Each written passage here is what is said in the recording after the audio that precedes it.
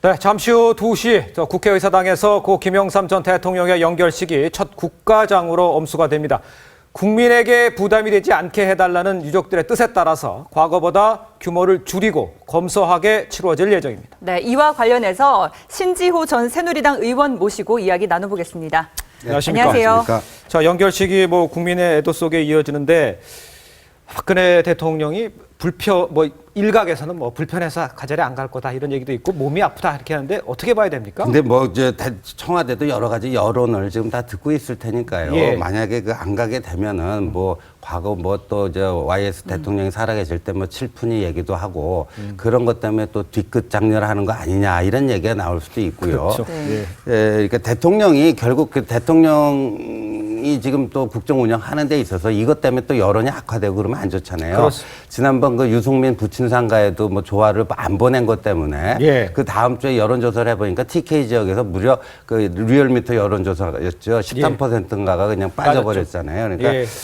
그런데 그러니까 지금 몸이 아프신 건 맞는 것 같아요. 그래서 오늘 청와대에서는 아마 야외에서 하는 2시부터 100분 동안 국회에서 야외에서 진행되잖아요. 예. 그러니까 굉장히 오늘 추운 날씨기 때문에 네. 아마 서울대 병원에서 발인식을 할 때 발인 예식에 참석하시는 걸로 가름할 수 있는 그런 대안도 생각하고 있는 게 아닌가 보여지는데 네. 좀 어제 또 하루 쉬셨잖아요. 예. 일정 다 네. 취소하고. 그러니까 가급적 그거는요. 오늘 어떻게든지 참석하려고 하는 노력, 의지가. 의지의 표현이라고 보여지거든요. 잠깐이라도 참석하시는 수 예, 있으면. 어제 재밌는 일이 있었는데 이 현충원 묘역에서 커다란 알 모양의 돌덩이 7개가 발견이 됐어요. 그러게요. 근데 하나가 직경이 50cm 정도로 꽤 크거든요.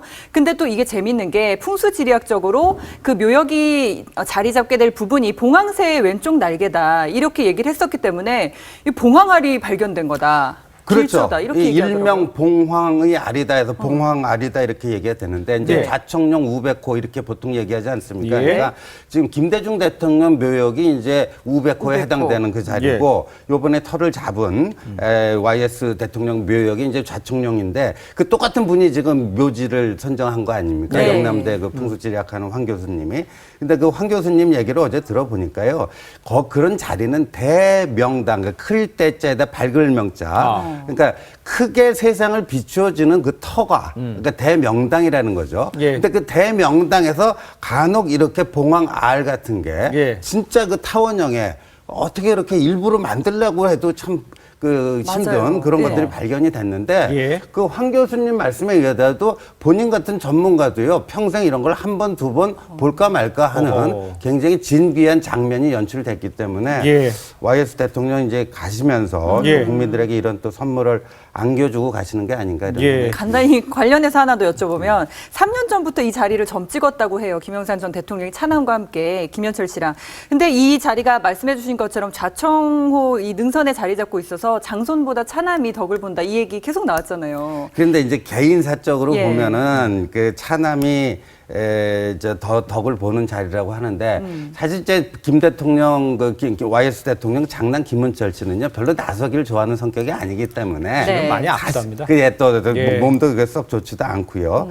그런데 이제 대통령이기 때문에 그걸 가족 관계로 예. 어떤 사적인 예. 가족 관계로 꼭 볼 문제는 아니고 저는 이렇게 생각돼요. 2012년 말에 이제 이 자리를 보고 2013년에 이제 입원을 하시고 거기서 묘자리를 본인의 묘자리를 보시고 서울대병원에 입원하셔갖고 통합과 화합이라는 이 글귀를 남기셨잖아요. 네. 근데 저는 그래서 통합과 화합이라는 게 YS가 쓴 통합과 화합이기 때문에 더 의미가 있다 이런 생각이 들거든요. 그게 무슨 말인 거 아니? YS는 민주화의 어떤 상징 아니에요. 심벌이고 민주화의 큰 별인데 예. 민주화라는 게 뭡니까? 독재에 맞서서 항거하는 반독재 투쟁을 하는 거 아닙니까? 예. 그러니까 독재 대 민주 이거거든요. 그럴 때는 선명한 이분법이 적용되고 네. 이 민주화 투쟁을 하는 사람들이 작은 실수를 하더라도 그냥 좀 이렇게 감싸 줄 수 있는 그런 사회적 분위기였는데 예. 이제 그런 선명한 이분법의 시대가 아니다. 그 얘기를 남기신 것 같아요. 예, 그렇군.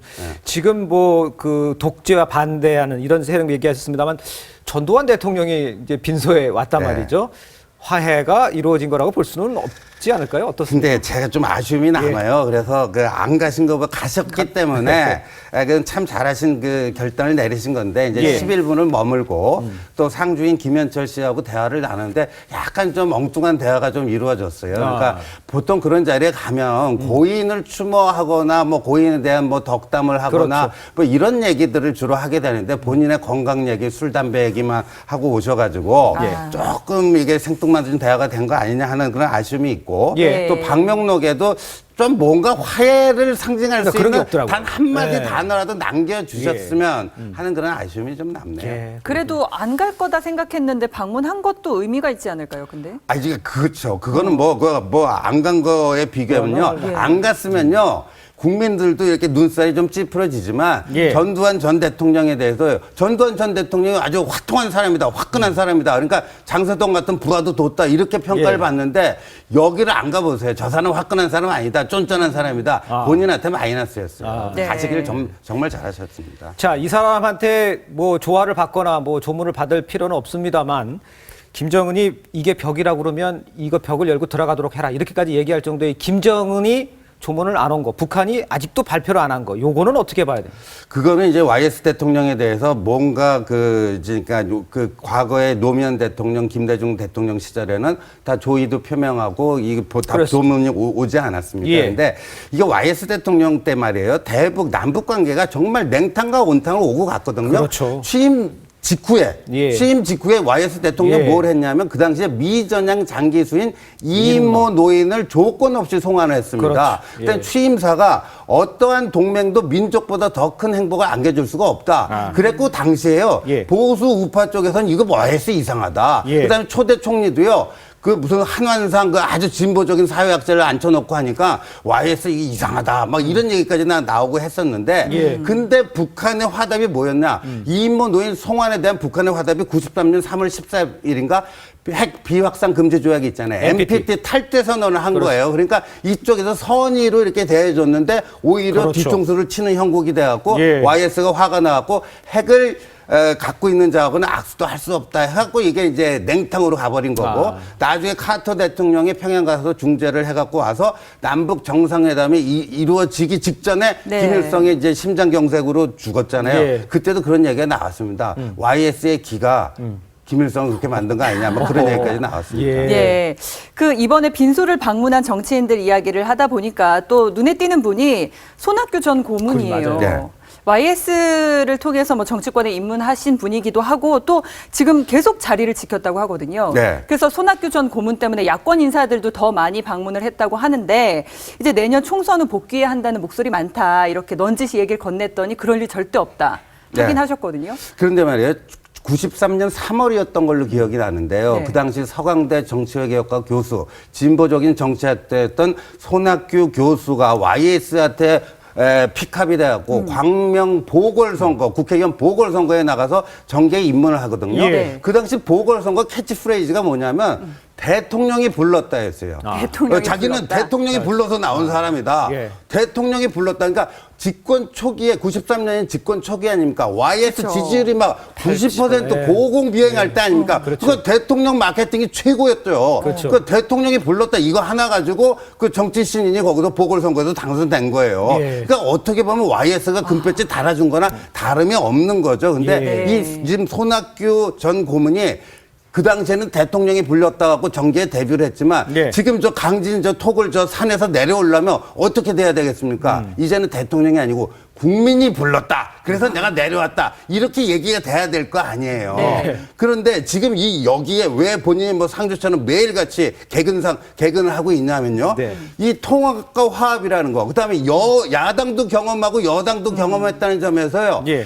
YS 대통령과 이 손학규 전 고문은 이렇게 겹치는 부분이 많잖아요. 예. 그러니까 YS에 대한 국민적 추모 분위기가 막 일어나니까 자꾸만 거기 이제 이렇게 드러냄으로써 우선 이렇게 발언을 조심하고 있지만 어떤 존재감을 YS 이미지에 이렇게 겹치는 부분이 많잖아요. 그래서 손학규 전 고문은 국민이 불러주기만을 기다리는데 아직 그 목소리는 미미하단 말이에요. 네. 그러니까 뭐 정계 복귀 이런 얘기는 안 하는데요. 그리고 이제 그 손학규 그 전 고문하고 친한 분들이 네. 총선 전에는 복귀하는 일이 없을 거다. 근데 이것도요 약간 비겁한 얘기예요. 왜냐하면 총선에서 문재인 대표가 쫄딱 망하면 그거에 대한 대안으로 나오겠다. 그러면 안 돼요. 총선 전에 자기 몸을 던져서 뭐 이 한 몸 던져서 구해보겠다고 그 총선 그 참패가 예상되는데 좀 괜찮게 좋은 성적을 얻어내야지 자기가 대권 가도도 가는 거죠. 그러니까 김대중 대통령도요 예. 정계 복귀할 때 그렇게 매끄럽지 않았어요. 반대 여론이 오히려 예. 높았는데 본인이 그냥 복귀하고 그 다음에 간 거거든요. 네. 근데 손학규 상임고문 같은 경우에는